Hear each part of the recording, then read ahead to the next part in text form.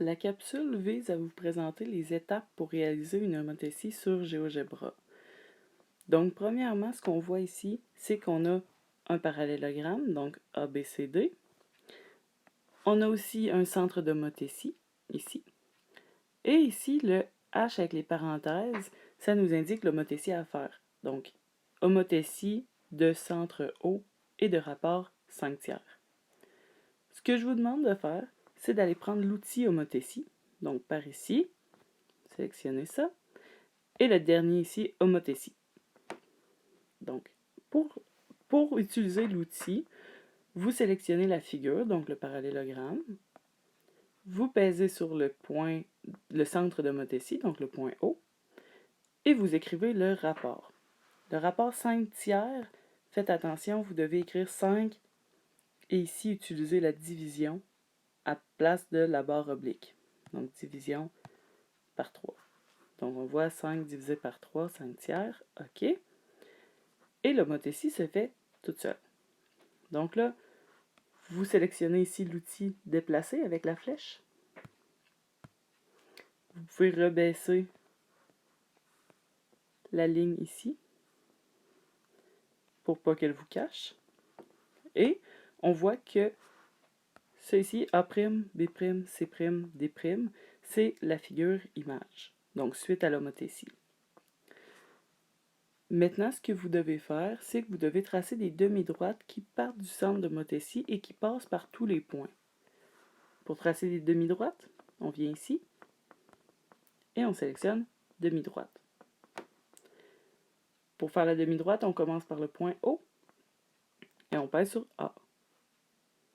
On refait ça pour les autres points. Point O, on pèse sur B.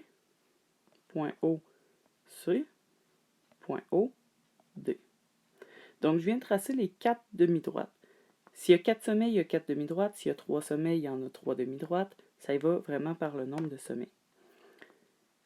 Maintenant que nos demi-droites sont tracées, on va aller chercher l'outil qui est ici, qui s'appelle distance ou longueur. Donc, je viens sélectionner distance ou longueur et je viens mesurer les longueurs de tous mes segments qui partent du centre d'homothétie. Donc, je viens mesurer le segment ici en pesant sur le point O jusqu'au point A, point O, au point A'. Je peux retourner utiliser la flèche déplacer pour les déplacer un peu pour que ce soit plus visible. Je retourne sur mon outil distance et je fais la même chose pour le point B. Donc, je pèse sur le point O et sur le point B. Je repèse sur le point O et sur le point B'. Même chose, je peux les déplacer pour que ce soit plus visible. Je retourne sur mon outil distance ou longueur. Je fais ça pour le point C. Donc, point O, point C, point O, point C'. Je les redéplace. Pas le point C en même temps, mais je redéplace les encadrés de texte. Et je retourne sur mon outil pour faire de O à D et O D'.